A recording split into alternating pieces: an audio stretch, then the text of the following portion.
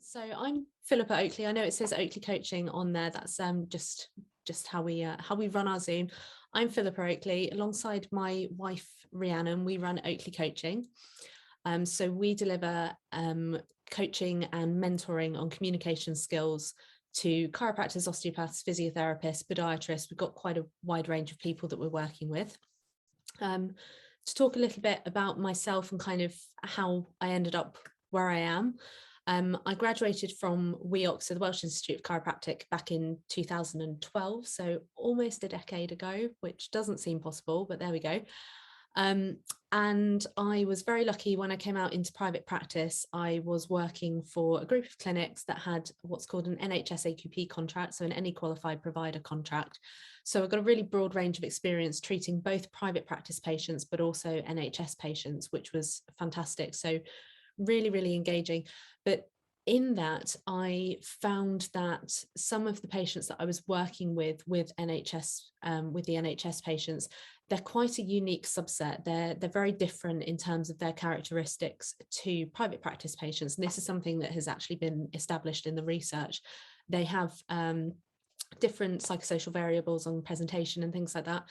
And a lot of them I found were presenting with really, really challenging issues. And one of the first patients that I remember speaking to, I said, "How did your pain start?" And she said, "My husband put my head through a brick wall." And I just remember thinking, oh my good God, where do I go with that? And it took me down a path of exploring things like pain science and pain management and persistent pain. And I dabbled a little bit in sort of the Royal College of Chiropractors persistent pain faculty and things like that. But I realized that in terms of working in private practice, in terms of my career longevity and in terms of my ability to effectively help these patients, there was more that I wanted to do training wise. And so Rhiannon and I, my wife and I, then discovered coaching. And we looked into the research around it. And in terms of interventions and communication skills based interventions, you really have, there's a range of different things out there. Obviously, we've got counseling, we've got CBT, all of those kind of psychotherapies. Coaching isn't that.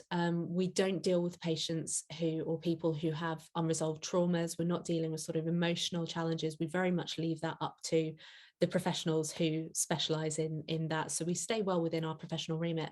But coaching sits quite nicely alongside motivational interviewing. Motivational interviewing has been around for sort of 30 plus years, developed by a chap called Stephen Rolnick and his colleagues. And that has its foundations in helping patients who have drug abuse problems. Health coaching is much more up and coming. It's recently been included in the NHS long-term plan, and it's becoming increasingly recognised as a key training factor for practitioners. It's something that we should all be training in. So we then trained in coaching skills, and since then it's kind of exploded, which has been fantastic. So during the pandemic, I stepped away from patient-facing role because I was pregnant, very difficult pregnancy. And we pivoted the clinic into online only. We successfully received a patient partnership quality mark for our online services, which was fantastic. But actually the coaching and the mentoring has taken over. So we are professional members of the European Mentoring and Coaching Council. And we recently were accepted into the NHS Leadership Academy as coaches and mentors, which is really exciting because it means that having gone from working with NHS patients, we're now working with sort of NHS leaders and executive directors and non-executive directors on things like their leadership skills, because there is such a strong link between effective leadership, effective communication, and good patient outcomes. So that's really kind of where my career has gone, and hopefully what qualifies me a little bit to talk to you about communication skills this evening. So what I'm going to do is share my screen with you, and hopefully you will be able to see my screen. So if you can let me know, can you see my screen? If I can get some nods or some thumbs up would be lovely. Yep. Okay, everybody can see. Fantastic. So yeah, that's not me. That's a lovely stock image that I found. So I've already explained to you who I am and what I do.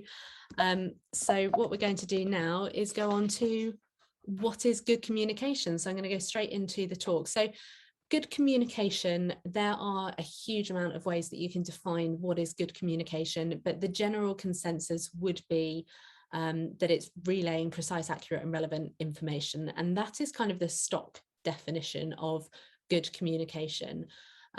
For the purposes of CPD, for patient interactions and things like that, we can strive to be good communicators, or we can strive to be excellent communicators. And what I would really, really like to see for us as medical professionals is that we're really leading the way in terms of the way that we communicate with people. And this is something that obviously is becoming increasingly recognised as being so, so important for healthcare practitioners. The NHS say we should be doing it.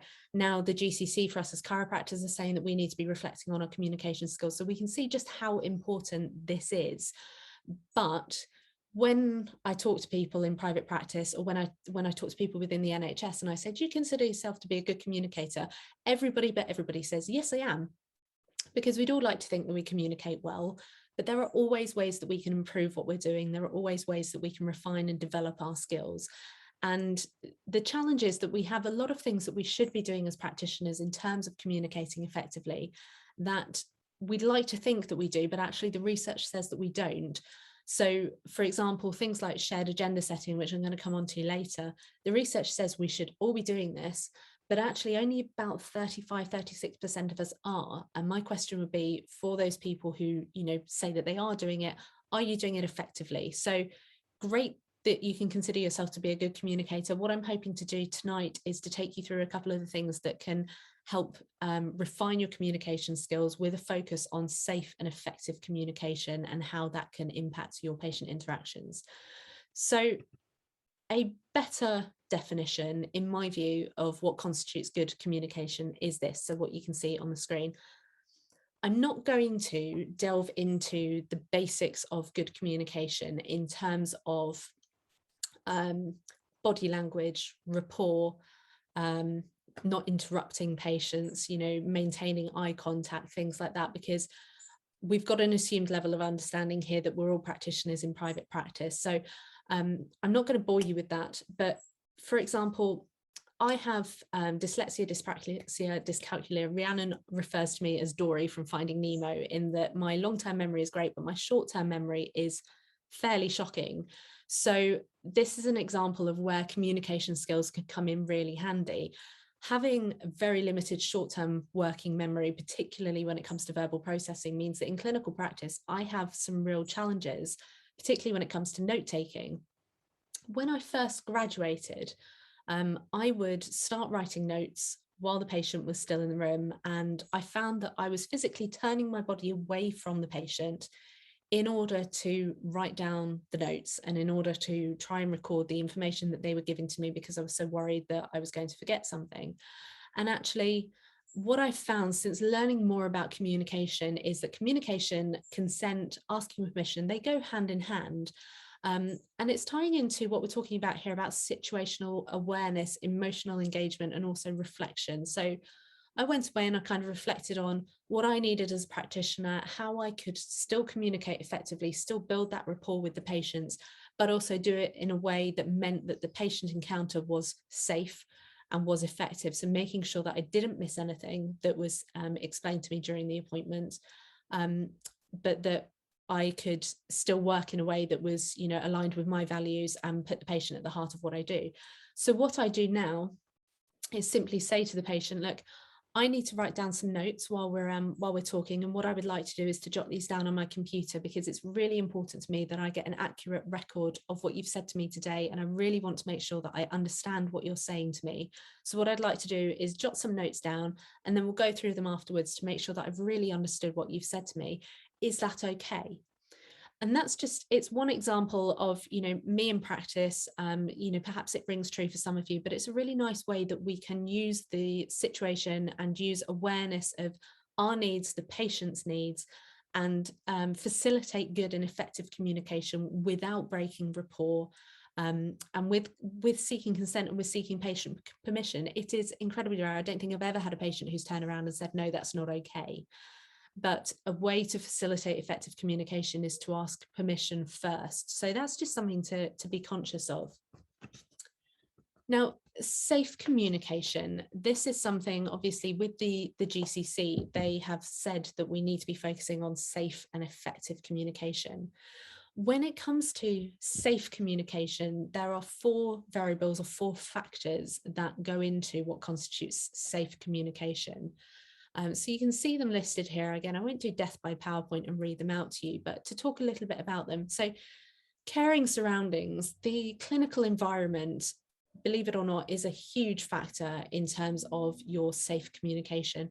That's not just in terms of making sure that you can't be overheard, but it's about creating an environment where the patient feels physically, physiologically, and psychologically safe in order to share their experiences with you. When we were talking about this webinar this evening, I said to Rhiannon, God, do you remember when we first opened our clinic? And we're going back sort of 6 years ago now. But we opened our clinic, we'd had this big kind of introduction to Emsworth where we were establishing the clinic. We were moving into this new building. Rhiannon's background is in marketing and PR. So we'd had this incredible marketing and PR launch campaign into opening the clinic. And then I can't remember, it was Highways England, decided that they were going to dig up the road directly in front of the clinic the week that we opened. It was disastrous. I remember the clinical environment that I had spent so long cultivating, you know, this nice healing environment with plants and white noise machines and things like that.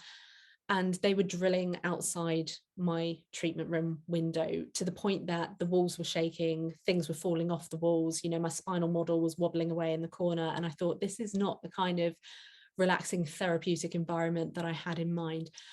But you know, we can overcome these things, but it's a nice example of, you know, how our environment can be so impactful on the patient. And it was something that we really had to work to overcome. So, you know, we liaised with Highways England and we talked to them and we talked to our patients.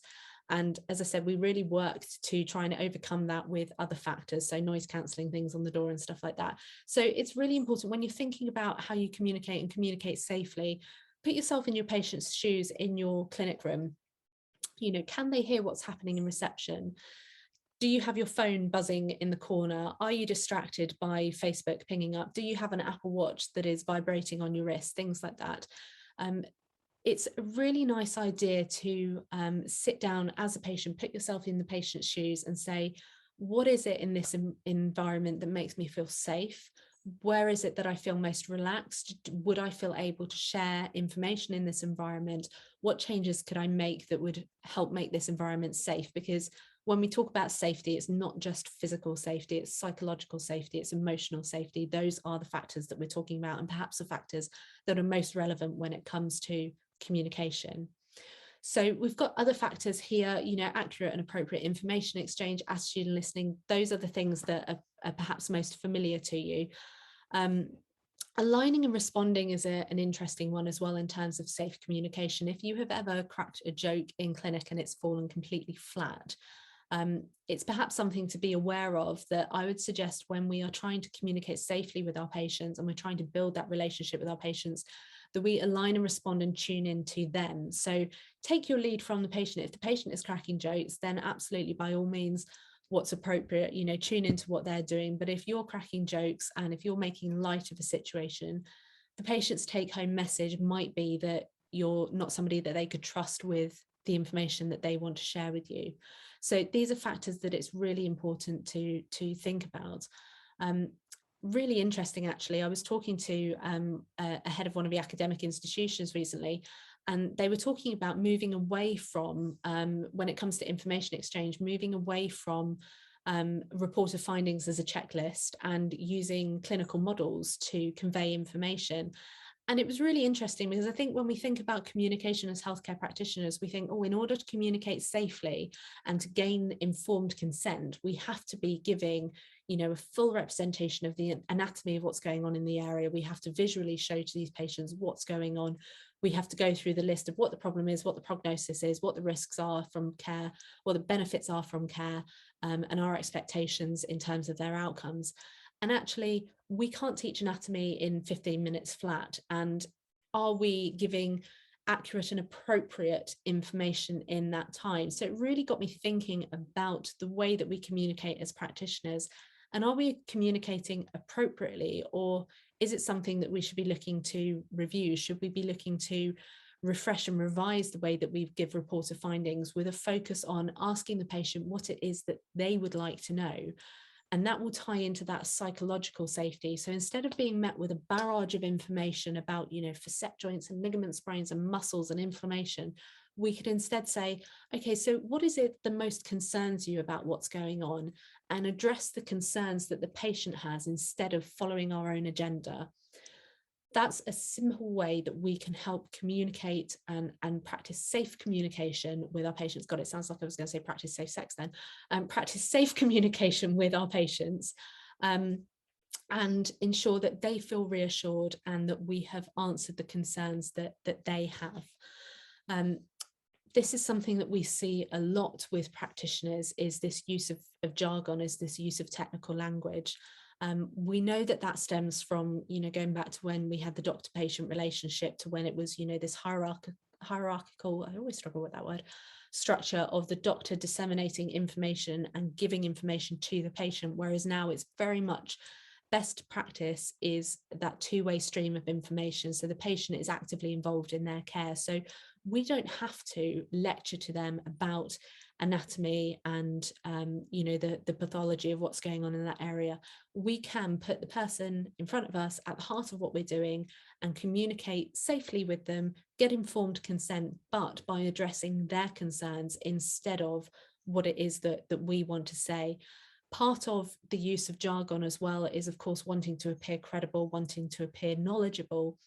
We don't need to do that. The research shows that actually that doesn't help us in any way. It doesn't help impact the patient's outcomes from care in terms of, credibility. We know that credibility is established through other factors and not just what we say. It's, again, that environmental safety. It's the fact that they can see your certificates on the wall, that you're in the right environment, that you're dressed appropriately. Those are the factors that impact credibility, not using big fancy terms and terminology, because actually that can create quite a massive barrier to building rapport with these patients. So really consider the amount of technical language that you're using and whether that's appropriate in that environment. So these are the reasons why effective communication is so important. This was just from me going and reviewing what was out there. So you can see that really, medical errors, when you look at legal proceedings that have happened, when you look at patient incidents and, the challenges that we have with service users in the NHS, the vast majority of patient complaints stem from poor communication. As one example, I was speaking to a friend of mine who has had his care taken over after I've obviously no longer practicing hands-on at the moment because I'm still on mat leave. And he went to see a new practitioner who took over his care, and he called me afterwards and he said, God, Philippa, it was the strangest thing. I was lying on the bench and then all of a sudden I can only describe it as being mounted by this practitioner, and they just climbed on top of me.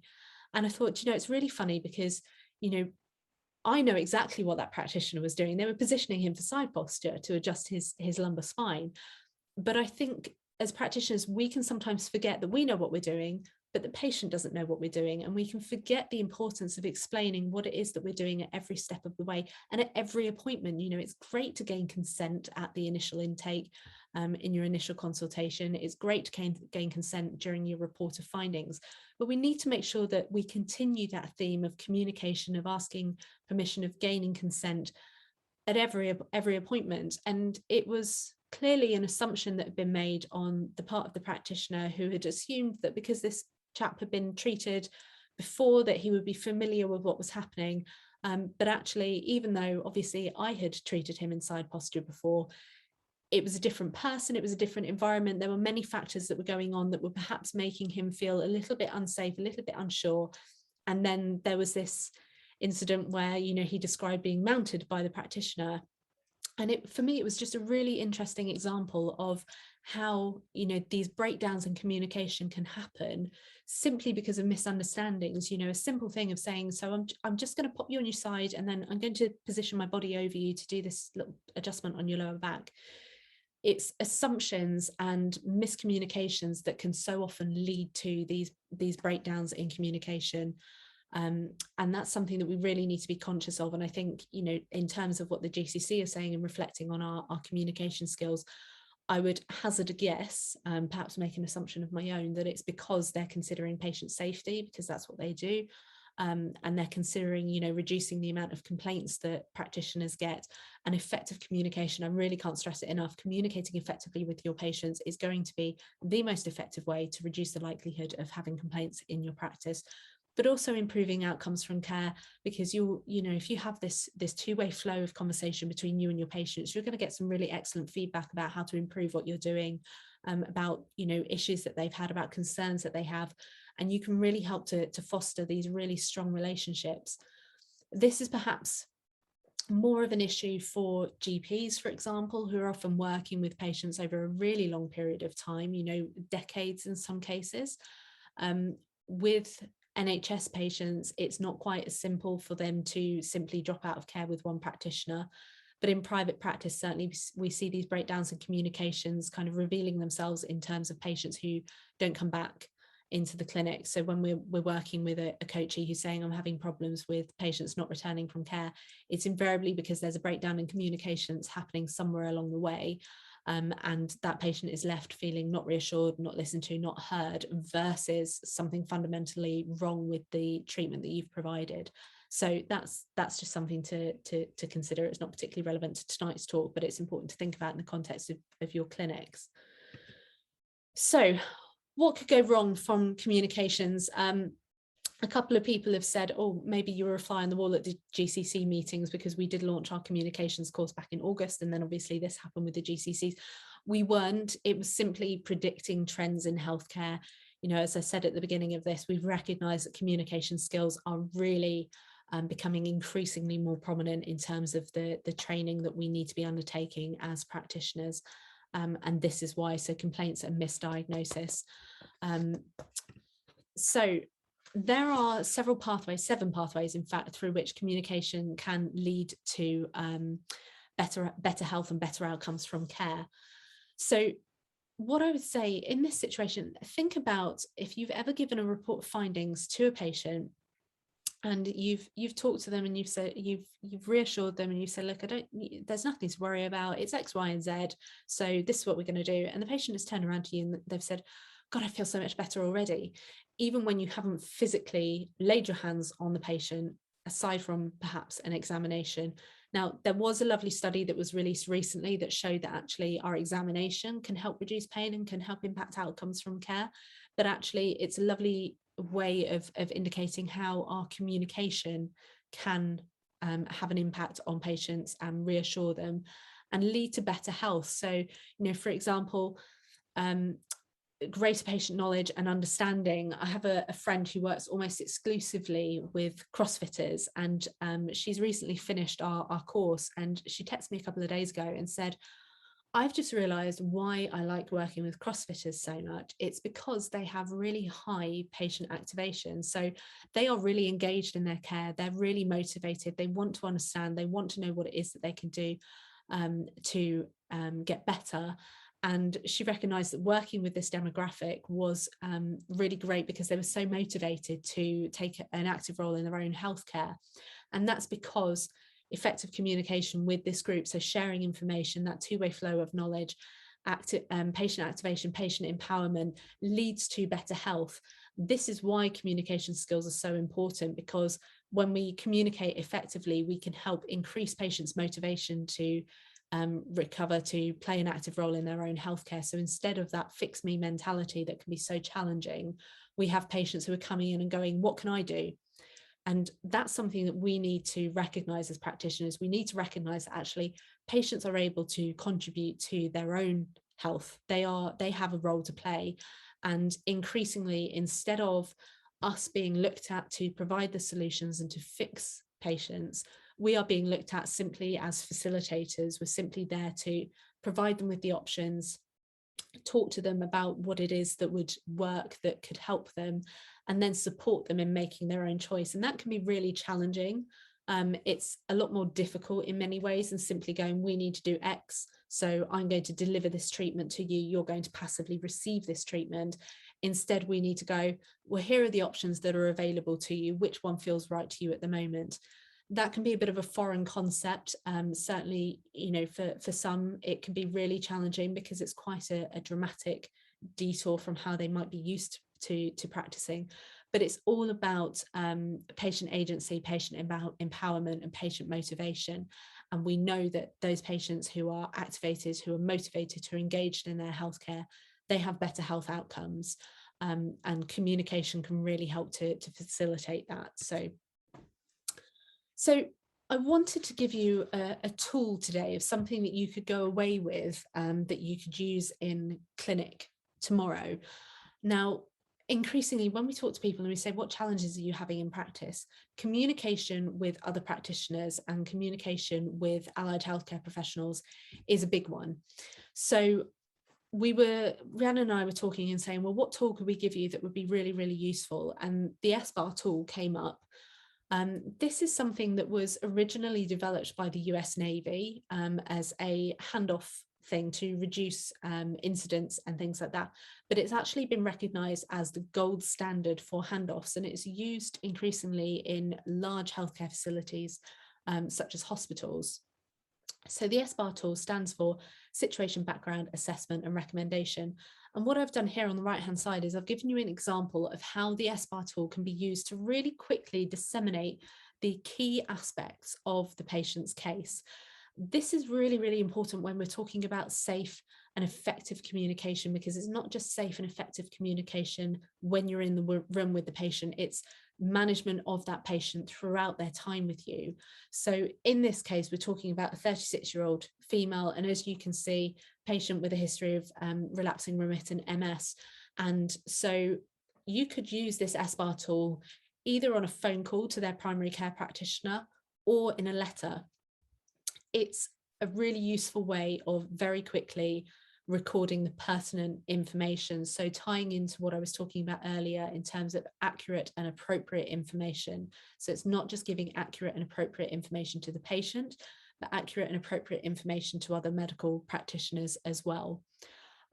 It's really interesting in some of the studies that have been done that look at why breakdowns in communication can happen. It's because there can sometimes be this element of us and them between medical practitioners. If you've ever been in some of the Facebook groups where, we see somebody who says, oh, I've got this patient who's come to see me, they've been seeing X, Y, and Z practitioner, they've had 10 treatments and they haven't got any better. What was that practitioner doing? That's an us and them mentality. It's a chiropractors are better than physios, or osteopaths are better than sports therapists, for example. We're all working towards the same outcome. We're all working towards person-centered care, getting that patient better. So an us and them mentality is really, really damaging. And the SBAR tool was developed to try and overcome that in a medical facility. So it's used by nurses when they're handing off to consultants. It's used by consultants when they're handing off to junior doctors. So it's something that I thought would be really interesting to bring from the NHS and perhaps into private practice and say, well, is this something that we could be using as chiropractors, osteopaths, physios? I know there are some podiatrists, a couple of hypnotherapists here today. Is this something that we could be using to facilitate safe and effective communication? And is this something that we could be using to standardize the way that we communicate with practitioners? So as an example, here are two letters that I found. I went rummaging around in my patient notes. On the left is a letter from June 2017 that I sent to a patient's GP. On the right is an example of using the SBAR tool to model a new way of communicating with GPs. So it still contains all of the information, but as you can see, it's broken down into a plan of care. I've since condensed this even further. So it's now very, very short. It's almost just those four tools, four elements that you saw on the previous slide. But it's really interesting visually when you look at these to think, well, actually, if I was receiving the letter on the left and I just quickly glanced at that, I can't pick out any of the pertinent information. I can't pick out anything relevant. I would have to read that entire letter in order to see what was going on and to find out what it was that was wanted from me. When I was working at Acorn Health at my clinic, and I was working hands-on, and even now working virtually, there are things that GPs say to us when it comes to communicating with them, and they say, mostly I just want to know what it is that you want me to do. That's what they want to know, is what is it that you want from me? What do you want me to do? And so I kind of went away and I thought, okay, so that letter, I can't see any of the pertinent information from it. It's really difficult to pick out. How can we make this simple? So as you can see on the right hand side, the thing that stands out for me, certainly looking at it now, is reason for correspondence, medication review requested, relevant assessment findings, and we can see, that blood pressure is quite high, so we probably want to do something about that. In terms of receiving that as a letter, as communication to another healthcare professional, the feedback that we have had is that the one on the right hand side is infinitely more preferable, because they can scan it and they can go, okay, this patient, medication review requested. So GPs who are really pushed for time can very quickly go, that's what they need from me, as opposed to having to wade through all of my letter, which again, some of us perhaps use GP letters as a way of demonstrating our knowledge, of trying to impress them with how much we know. A lot of it is jargon to them, and it's not meaningless because they know what we're talking about, but it's not relevant to what they need to know. And so I would urge you to think about, again, safe, effective, appropriate information across all fields in effect. So that's just a little example of something that I thought would be really useful, and to demonstrate how you can use the SBAR tool, or use the concept of the SBAR tool to revise and improve your communication with your patients. And this is something that you could perhaps even use with patients directly. Is this something that you could quickly jot down for them instead of giving them a massive wad of information or something? Can you summarize the key information so that it's really easy for them to understand, and put it in a way that's readily accessible for them, and easy to take away and digest? So moving on to effective communication, I'm just going to have a slurp of tea before it goes cold. So I was talking a little bit about this earlier, in terms of the patterns that have been identified to poor communication, and that hierarchical, that knowledge of us versus them, of I'm the senior practitioner, you're the junior practitioner. That is one of the things that has consistently been identified as a factor in poor communication, as well as being profession focused rather than patient focused or team focused. So that whole physios do it the best, and I'm a physio and we're the best, as opposed to I'm a physio, I'm one part of an interdisciplinary team and we all have a role to play. This is something for those of you who are perhaps working in multidisciplinary or interdisciplinary clinics. You've already had to embrace that concept of team working, but it's something we should all be doing. It's been shown to be most effective for our patients, and in terms of person-centered care, putting the patient at the heart of what we do, that's what we need to do. That's how we need to work going forwards. And so poor communication can be overcome simply by avoiding that us and them mentality, by stepping away from being profession focused and instead working to be patient focused. So what I would say is think about other factors that might be impacting your effective communication, in terms of negative stereotyping, in terms of competition for time with patients, and is there a hierarchical, I'm just going to stop saying that word, is there a structure in your clinic that means that there is a level of seniority that perhaps means that you end up working in silos? Do you have access to each other's notes, within GDPR obviously, but are you working in silos, or are you sharing information across a team? And again, going back to the SBAR tool, that's a really nice way that you can do that. So in my clinic, for example, we had sports therapist, acupuncturist, CBT therapists, massage therapists. And so when I was handing off a patient to the massage therapist, for example, we would run through the SBAR tool. Here's what the patient is presented with. Here's the assessment, here's my recommendations, And so that's something that you could use to help facilitate that effective communication across the team and try to break down those barriers and stop that, us versus them mentality, stop working in professional silos. Okay, we are all broadly, certainly, chiropractors, osteopaths, physiotherapists, whenever a patient says to me, what's the difference? I go, well, what's in a name? We're all effectively manual therapists. We're all working towards the same shared outcome. So we need to move away from that profession focused mentality, because it's not helping our patients. And it's certainly not facilitating safe and effective communication across teams. When it comes to what patients need from us and what patients need us to communicate, these are the top three. So patients need to know their prognosis, they need to know their treatment outcomes, their treatment options, and they need to know any self-management strategies that you have available for them. Diagnosis for me is actually a bit of a bugbear, because the research says two things, which I've listed below. A lack of diagnosis can impact a patient's perceived confidence in you.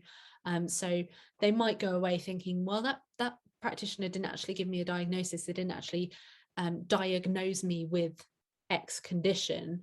So they might have decreased confidence in you as a result. But giving a diagnosis has been shown to perhaps be more in terms of meeting a patient's expectations, rather than because the patient actually needs it.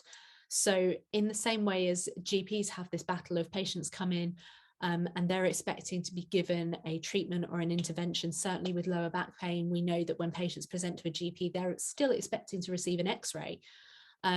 So it's been shown that, patients' expectations when they come to see us are that they are going to receive a diagnosis.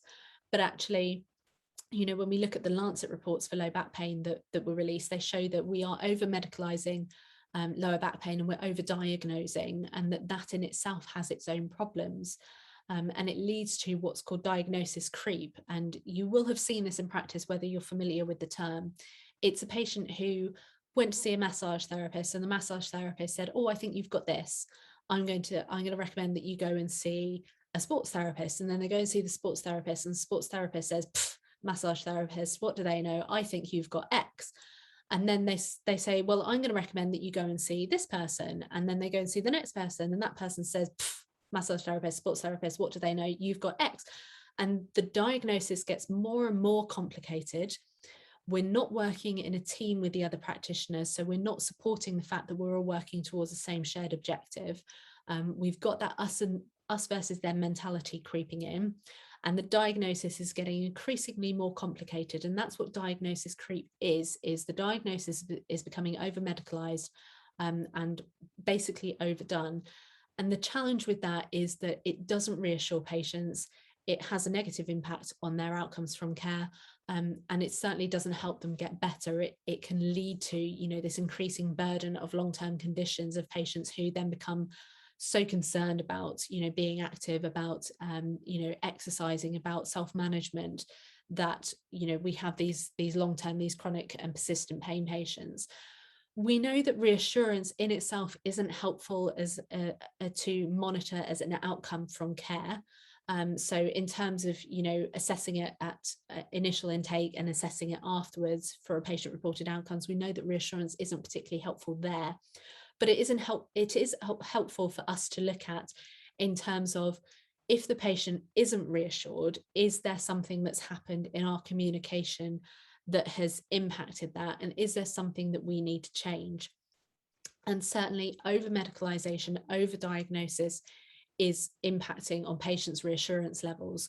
And so we need to kind of scale things back and say, well, what is it that patients need, and how can we keep this simple?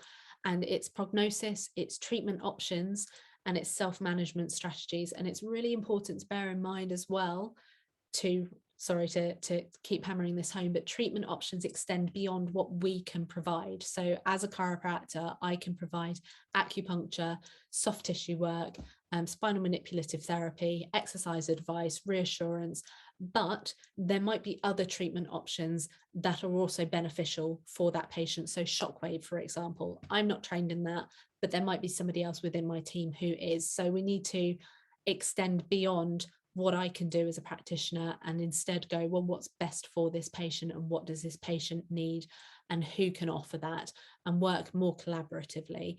And so that is, again, a hallmark of safe and effective communication, is treatment options and considering what's going to be best for that patient. So another thing that I wanted to leave you with today, I'm just keeping an eye on time because I want to make sure that we've got an opportunity for any questions at the end. Another tool that I wanted to leave you with today is what's called the teach-back method.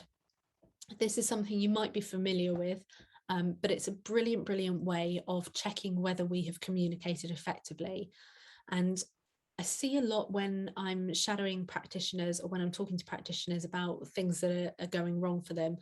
I see that a lot of them say things like, well, I asked the patient if they understood and they said yes. But going back to that earlier slide, we know that the vast majority of patients don't understand what we're saying. And so when you say to somebody, do you understand? Of course, they're probably going to go, yes, because they don't want to look stupid. They don't want to take up any more of your time. And so we need to move away from asking that as a question, because it's really not helpful. So the teach back method is that classic thing of show me, teach me. So, in the same way as they say that the best way to learn something is to teach it, this is what we're doing. So these are examples of questions that you can ask patients that utilize the teach back method. So, we've talked a lot today. I've given you quite a lot of information, and I just want to check that I've explained it well. Could you just in your own words tell me what we've gone through today? So you're asking the patient to explain in terms that make sense to them, using their own language. You're asking them to explain what it is that you've discussed and what their take-home message can be. And this is really important for a number of reasons. Firstly, when a patient is explaining something to you in their own language, it gives you a really, really great opportunity to build rapport with that patient. So you can reflect their statements back to them. You can use their language back to them, which shows a depth of understanding on a very subconscious level that you understand that patient. So that helps to build rapport. So that's one really, really important way of one really, really important reason to use this tool. The second thing is because it's so much more than just saying, do you understand? It's a way of ascertaining the patient's take-home message. So if you've said to them, you've got a little bit of information around one of the joints in your lower back, or, this joint is a little bit irritated, or whatever term it is, or whatever you've said to that patient, and they go, oh, well, when I get home, I'm going to say to my partner that because you said that I've got a disc in my back that slipped or something. And you can say, oh, no, hang on, let's just revisit and let's just go over this. So it gives you an opportunity to stop those misunderstandings before it happens, and also check back in with the patient and say, well, actually, let's just revisit what we talked about so that, you're clear on it.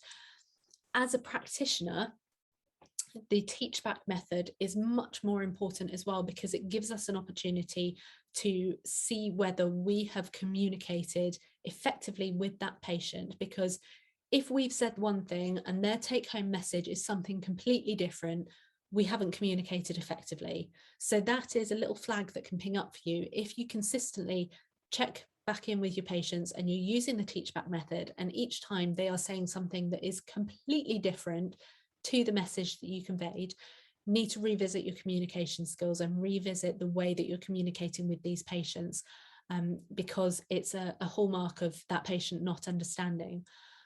This is perhaps too technical to talk about this evening. It's something that we talk about in the course, but this is where understanding a patient's preferences and a patient's learning styles can be really, really important. Because for someone like myself, with very little short-term memory and verbal processing challenges, my take-home message will be very, very different if somebody gives me the information verbally.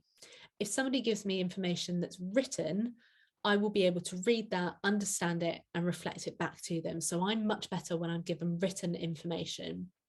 So knowing your patient's preference for communication and knowing how they prefer to be communicated with can help overcome those hurdles. So if you've got a patient who you say one thing and their take-home message is completely different, it's time to revisit the way that you're communicating with them. And perhaps at the next appointment, it could be really helpful to say, so how do you tend to learn? What's going to be best for you? Would it be really helpful if I perhaps jotted this down for you? Or, is this something, would it be helpful for you to write this down yourself? Or, do you want me to show you, should we get the textbooks out or something? So you can start talking to patients about their learning preferences and their learning styles. Yes, it's more difficult. Yes, it perhaps takes up more time, but in the long term, it's best for our patients, and it helps with that safe, effective communication, which is what we're talking about this evening. So the teach back method is something that I would really urge us all to be using. What I'm going to do after this, amongst another couple of things, is in our Facebook group, I'm going to post a link to a really lovely training tool that I found for the teach back method that I found online.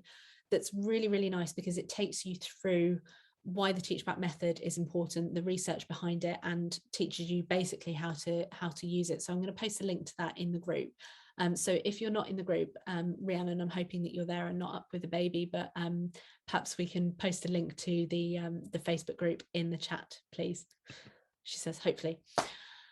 So just keeping an eye on time again, and going through some top tips here. So I wanted to leave you with my top tips for safe and effective communication. So number one is KISS.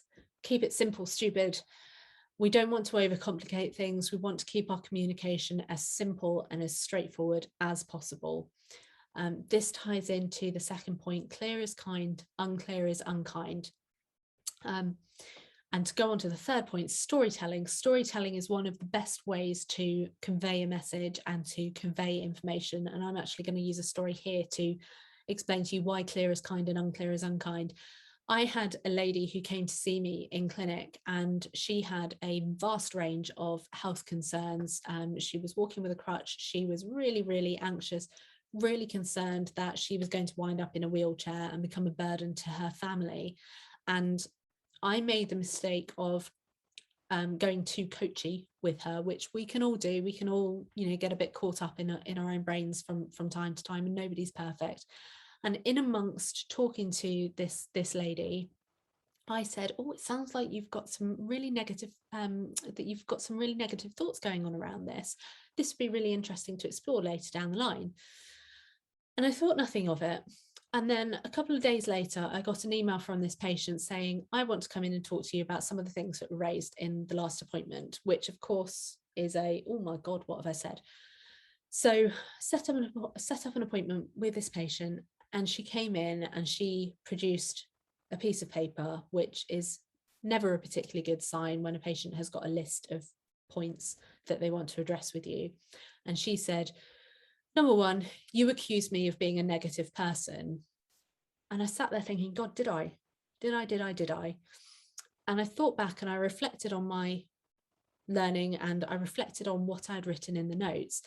And I had clearly, my belief is that I had said, "You're having some negative thoughts about this." But the patient's take home message had been that I had accused her of negative thinking. And it's an example of how, in not being clear, in not saying, "Do you have any negative thoughts about this? Can we explore this?" I hadn't necessarily been particularly kind to that patient. I hadn't managed her particularly well. And the end result is that we had this breakdown in communication. So it's really, really important to keep everything as clear and as straightforward as possible. And that comes down to, the very, very basics as well, even down to when you're giving exercises and things like that. Don't overcomplicate it. Keep it clear and as straightforward as possible. Communications in clinic should steer action as well. So everything that we're doing, we're not communicating for the sake of communication's sake. So we're not talking for no reason. We are talking because we should be constantly using the words that we say, the questions that we ask, the things that we do to facilitate patient engagement, empowerment, motivation. And that's what we should be doing. And again, this is something that you learn with health coaching, is how to use your communication effectively to steer action, because you're taking patients through a process where you're addressing their concerns, you're dealing with what's going on at the moment, you're exploring options for action, and then you're facilitating that taking an action. So every time we're communicating with the patient, it should be for a purpose. So we should be asking questions in order to prompt thinking, to raise awareness, to try and stimulate action, try and get them to take an active role in their healthcare. Another top tip for communication is one statement in multiple ways. So when you say to a patient, it is safe to exercise with lower back pain, it's not enough to just say it once. We need to give one statement and say it in multiple ways. So it's safe to exercise with lower back pain later on in the appointment. So these exercises that you're going to be doing, which will help with your back pain, and then later on in the appointment. So let's go through the exercises that you can use that are going to help to reduce your back pain. So you're giving one statement, but in multiple different ways. And the take home message is always that it's safe for the patient to exercise with lower back pain. So again, using communication to help facilitate action and to reassure. Mike Stewart, in terms of point 6, Mike Stewart is, I believe he's a physio. He runs No Pain, or the No Pain Institute, and he has some really fantastic resources on using metaphors and visuals to communicate with patients in pain. So I know we were talking earlier about moving away from anatomical models, and this is exactly it. I have never once seen Mike in any of his talks pull out a spinal model in order to talk about pain. He uses whiteboards and drawings and, pictures of people's plates with, mashed potato and broccoli and all sorts that are, metaphors for everything that a patient has going on in their lives that they're trying to juggle, and plate spinning in the air. He uses metaphors and visuals to communicate safely and effectively with his patients. And it's something that I don't think any of us really do enough. So, perhaps a little whiteboard in your room, or, I used to have a pad of paper where I could draw for the patient. I can draw what was going on. And we can use those to communicate and to meet the patient where they are. And it also ties in really well with people's learning styles. So for someone like myself, who would far rather see something written down or actually visually see something, that's much more helpful than simply being given a one-way flow of information from a practitioner. Don't raise awareness without providing a solution. Again, this is kind of going into communication steer action. There is no point in raising awareness of issues of saying to your patient, well, there's something that's going on here, without providing a solution for that. In the same way as I hope tonight that I haven't simply raised your awareness of rooms for improvement without providing you a solution. So you've got the take-home tool of the Teach Back method and the SBAR tool as well. And finally, in terms of safe and effective communication, never, ever, ever make an assumption with your patients. It might feel exhausting to be constantly saying to them, can I just check my understanding? Can I just check back with you? Can I just make sure that I've understood exactly what you've said? But we don't want to make assumptions. And it's something that we see time and time again. A patient will come in and they'll say, I want to get out of pain. And we make an assumption of, I know what they mean by that. And actually we don't. That phrase in itself is a bit of a bugbear for me, because actually we need to break that down further. In terms of coaching, we need to break down what they mean by get out of pain, what pain means to them, and all of that. We need to unpack all of that. But on a fundamental level, as a practitioner, when a patient says to us, I want to get out of pain, that's why I've come to see you, we can make an assumption that we know what that patient means, and we don't. So we need to avoid making assumptions in every aspect of patient care. So don't make an assumption that just because you did this adjustment at the last appointment, or you performed this type of treatment at the last appointment, that it's okay to do at this appointment. You're making an assumption that the patient knows and understands what you're doing. Don't make an assumption when a patient says to you one thing that you know what they mean, because you don't. You might have a similar experience, but you don't have a shared experience. You will never experience something in the same way as somebody else, because you can't physically, it's not possible. So really stressing that, don't make assumptions. It's really, really important to constantly check back in with your patient and check understanding. And the more that we communicate with our patients, and the more that we communicate effectively using some of these tools that I've talked about today, the more that we can reduce the chances of having those breakdowns in communication that can lead to patient complaints and poor outcomes from care. So those are my top tips for you in terms of safe and effective communication. And what I'm going to do now is hopefully answer a couple of questions if anybody's got any. And in terms of what next, so just to talk to you very, very briefly, I know some of you are already taking the course, Health Coaching, Motivational Interviewing Skills. Our next enrolment period is reopening soon. We only open enrolment throughout the year at certain times, because we have live webinars like this to help consolidate learning. We have limited spaces on the course available because we really want to make sure that we are, delivering really high quality content to you guys. So we're going to send you a little email about that later on in case you're interested. And if you're looking for additional support, if you found this evening helpful and you're not already a member, if you want some of the resources that we've got available, if you're looking for ways in which you can incorporate some of these skills, improve your communication in your clinical practice, we've got resources that we've produced in there.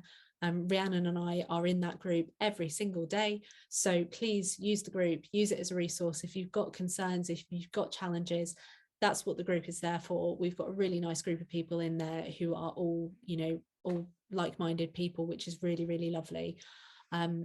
It's something I know when I talk to people and when I'm working with coaches, the feedback that we get most often is, this is really great, but how am I going to do this in a 15-minute appointment, even in a 30-minute appointment, in a 45-minute new patient appointment? There are ways to do that, and we have resources that can help you do that, that can help this become second nature. Because when it comes to communication, and when it comes to learning new communication skills, or perhaps refining the way that you've been doing things for years, it can be really challenging, and we want to support you with that, and also bring some of our learning from the NHS, some of the latest evidence and research, and put that in a place where it's readily accessible to you. So please do join, and please do use the group for what it's there for. So that's my presentation over. So I'm going to stop screen sharing and come back and see what's going on in the chat, see if anybody's got any questions for me, anything that you would like to ask. If you want to post it in the chat, if there's anything that we can help with. But otherwise, thank you all very much for your time. Okay.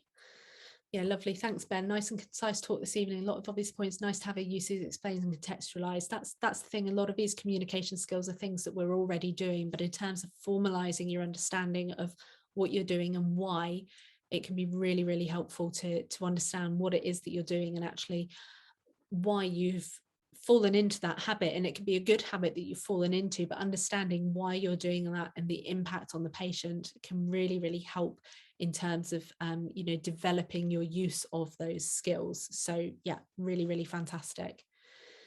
And great, Sandy, love that you like the SBAR tool and the teach back. So yeah, fantastic. Glad everybody enjoyed that one.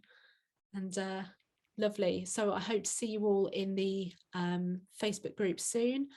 Will there be a CPD certificate? We can send CPD certificates if you would like, but actually you don't need them. The GCC have said all you need to do is take a screenshot of the webinar. So perhaps take a screenshot just now before you leave. Andrew, in terms of changing your letter writing options to your GPs, what I can do, if it would be helpful, is put the template of the letter into the group as well, so I can put that into the Facebook group. So you can utilize that if you want to use that as a template. If it's helpful, I'll pop it in the group for you so you can edit it and put your own stuff in there. Angela, we are all guilty of saying too much to GPs. We all do it. I still do it even now. So yeah, really try and condense things and keep things to the pertinent points. Do you have any thoughts on the requirements from the GCC regarding the requirement of a diagnosis, clinical impression in context of not over-informing the patient? Yeah, that, Annabelle, that is such a massive issue, because from informed consent, from that side of things, I think the GCC will want to evidence that we have given a diagnosis, but actually a diagnosis can be mechanical lower back pain. That in itself is a diagnosis, and it doesn't have to be overcomplicated, because a diagnosis, it needs to be relevant to the patient, it needs to make sense to the patient. And facet joint sprain or facet joint injury, does that necessarily make sense to the patient? The GCC will want to evidence that the patient understood what was going on, they understood the risks from care, they understood the prognosis, not that we had a really fancy technical diagnosis for that condition. So yeah, I think it's important that we keep things short and concise as well, and not overcomplicate things. And that's something that, I'd like to think that we're moving towards, is moving away from these really technical, fancy diagnosis, and instead moving towards a diagnosis that we can actually work with, that makes sense to the patient, that helps the patient feel empowered to do something about their back pain, instead of thinking, my God, I've got this really technical diagnosis of, you know, a sprain of an intraspinous ligament or something like that, that they then go, well, what do I do with that? I'm terrified there's something awful going on in my back because it's got this really fancy name that's got 4 syllables and I don't even understand what it means. You know, let's keep it simple so that our patients can work with it. We can work with our patients.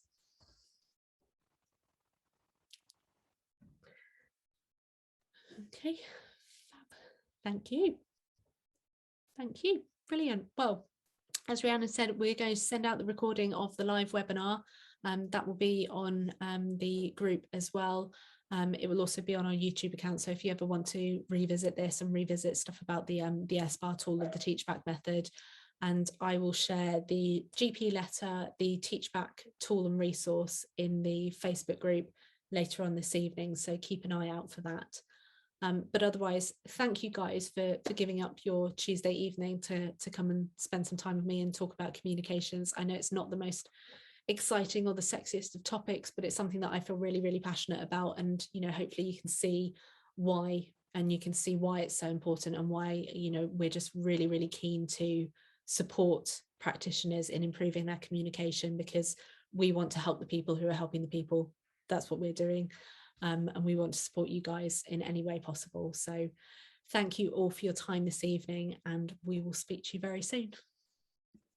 Bye.